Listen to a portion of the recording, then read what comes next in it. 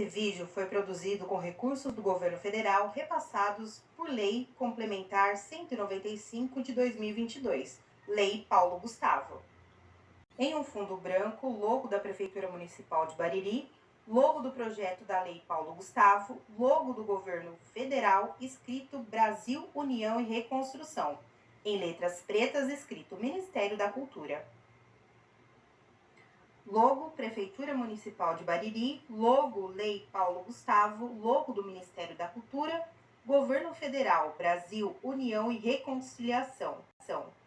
Projeto Ao Som dos Meus Tambores Trago Força dos Orixás, por Clarina Genaro.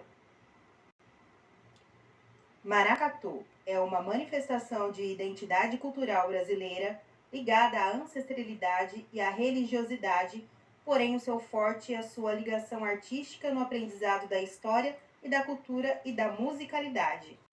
Imagem do Grupo Cultural Maracatu Sementes de Crioulas.